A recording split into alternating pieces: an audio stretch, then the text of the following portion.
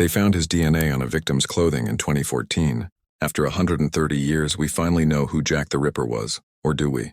Because what if I told you the most famous serial killer in history might have actually been a woman? What if everything you think you know about this case is completely wrong? What if the real killer escaped to America and kept murdering? Stick around because in the next 25 minutes, I'm going to show you evidence that will completely shatter everything you thought you knew about Jack the Ripper. Yo, what's up everyone? If you're not subscribed, you need to hit that button right now because this is the most insane deep dive I've ever done. We're talking DNA evidence that scientists are fighting about. We're talking royal conspiracies. We're talking about a female serial killer who hid in plain sight for over a century. This isn't your typical Jack the Ripper story. This is going to change everything. Let's get into it. Okay, so imagine this. It's 1888. You're walking through the streets of London at night. Fog everywhere. Gas lamps barely lighting the way. And somewhere in the darkness, there's a killer. A killer who's about to become the most famous murderer in history. But here's the crazy part. We still don't know who they were. And I say they because, guys, one of the theories we're covering today suggests Jack the Ripper might have actually been a woman. Yeah, you heard that right. A woman. But we'll get to that in a minute. First, let me give you the basics because some of you might not know the full story. Between August and November 1888, at least 5 women were brutally murdered in an area of London called Whitechapel. These weren't just regular murders, okay? These were absolutely horrific. The killer would slash their throats, mutilate their bodies, and in some cases, remove internal organs with what looked like surgical precision. The police were completely stumped. They had never seen anything like this before. This was before fingerprinting, before DNA, before any of the forensic stuff we have today. They were basically working blind. The 5 main victims, the ones we're pretty sure were all killed by the same person, were Mary Ann Nichols, Annie Chapman, Elizabeth Stride, Catherine Eddowes, and Mary Jane Kelly. All of them were poor women who had to work as prostitutes just to afford a place to sleep at night. And that's important to understand because Whitechapel back then was basically hell on earth. We're talking extreme poverty, overcrowding, crime everywhere, and streets so dark you could barely see your hand in front of your face. Now the killer sent letters to the police and newspapers. Some were definitely fake, written by attention seekers, but a couple of them might have been real. One letter was signed Jack the Ripper, and that's literally where the name comes from. Before that letter, the killer didn't even have a nickname. The letter writer said he loved his work and wasn't going to stop. He even sent a package with half of a human kidney in it, claiming it came from one of his victims. Whether that was real or not, we still don't know for sure. The murders stopped in November 1888 after the killing of Mary Jane Kelly. Just stopped. No more Ripper murders. The killer vanished. For over 130 years, people have been trying to figure out who did it. Hundreds of suspects, thousands of theories, books, movies, TV shows, but no definitive answer until recently. Because, guys, modern science is starting to crack this case wide open. Let me paint you a picture of what Whitechapel was actually like because it's important for understanding how this killer operated. We're talking about one of the poorest areas in London, about 78,000 people crammed into less than a square mile, most of them living in what were called doss houses, basically flop houses where you paid 4 pence to sleep in a bed for the night. If you didn't have 4 pence, you slept on the street or in a doorway. The streets were a maze of narrow alleys and courtyards, perfect for someone who wanted to kill without being seen. Gas lamps were few and far between, so at night these streets were pitch black. And the police presence? Basically non-existent in the really rough areas. The women who were killed weren't out on the streets because they wanted to be. They were desperate. They needed money for a bed, for food, for gin to numb the pain of their lives. So they'd go out at night trying to find clients. And that's when the Ripper struck. Quick, brutal, and then gone into the darkness. Modern criminal profilers have actually mapped out where all the murders happened. And they've determined that the killer almost certainly lived or worked right in the middle of that area. This wasn't someone passing through. This was someone who knew every alley, every shortcut, every dark corner. Someone who could kill and disappear in seconds because they knew the territory that well. All right, now let's talk about the most fascinating cold cases in criminal history. Jack the Ripper. Even if you think you know this story, trust me, there are some wild developments you probably haven't heard about. London, 1888. The Whitechapel district was one of the poorest, most dangerous areas in the city. Overcrowded, dimly lit streets, minimal police presence. And in the fall of that year, something terrifying began. Between August and November 1888, 5 women were killed in what became known as the canonical 5 murders. Mary Ann Nichols, Annie Chapman, Elizabeth Stride, Catherine Eddowes, and Mary Jane Kelly.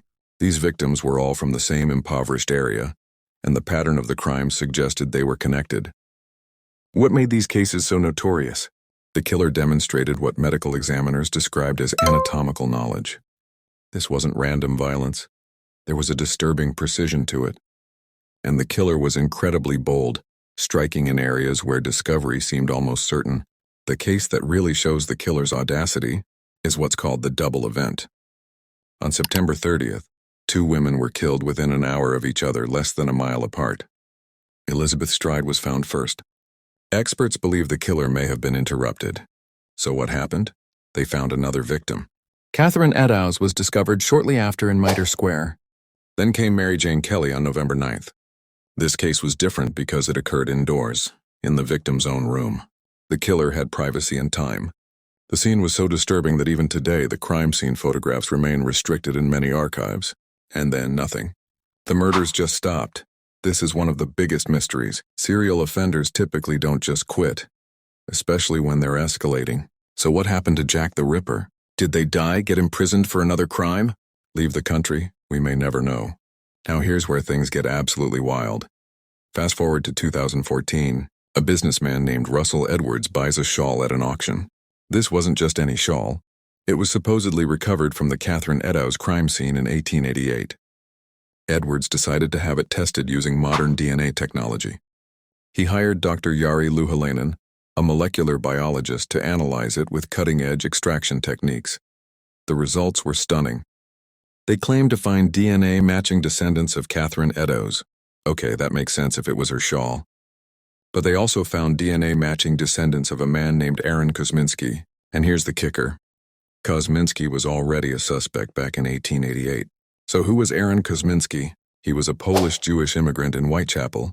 He worked as a hairdresser.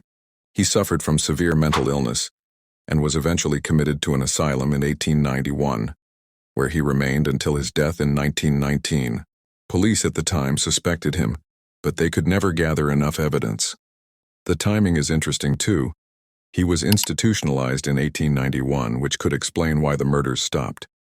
The DNA analysis reportedly showed a 99.2% match. Case solved after 136 years, right? Not so fast. The scientific community is divided on this evidence. Here's why. First, we can't definitively prove the shawl came from the crime scene.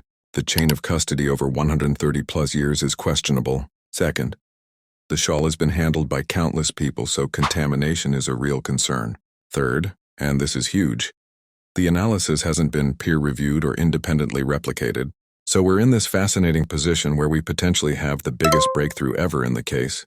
But we can't be completely certain it's legitimate. Some experts are convinced, others dismiss it entirely. What's interesting is that even without the DNA, Kosminski fits the profile reasonably well. He lived in the right neighborhood, had documented mental health issues, and the timeline of his institutionalization aligns with when the murders ended. But there are other theories that are equally compelling. Some researchers have proposed that the killer might have been someone completely unexpected, possibly even a woman. This sounds bizarre until you think about the context. Victorian London, 3 a.m., someone covered in blood walking down the street. If it's a woman, what would people assume? That she's a midwife who just delivered a baby. Midwives regularly dealt with blood. It wouldn't raise suspicion. But a blood-covered man? That would immediately draw attention. Legendary FBI profiler John Douglas, who basically invented modern criminal profiling, has said that a female suspect shouldn't be ruled out.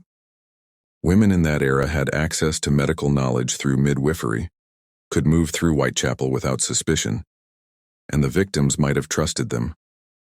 There's also the royal conspiracy theory, the idea that the murders were connected to the British royal family and covered up. Most serious historians dismiss this, but it's a Theory 3, the killer left London.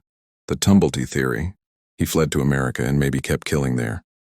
Theory 4, the killer achieved whatever goal they had. If the murders had a specific purpose, like the royal conspiracy suggests, maybe it was accomplished. Theory 5, the killer was satisfied. The Mary Jane Kelly murder was so extreme that maybe it scratched whatever itch was driving them. Some psychologists think that's possible, though it's rare.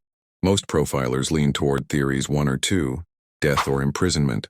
The escalation pattern suggests this wasn't someone who could just stop on their own. Something external had to intervene. So after 130 years, are we any closer to knowing who Jack the Ripper was?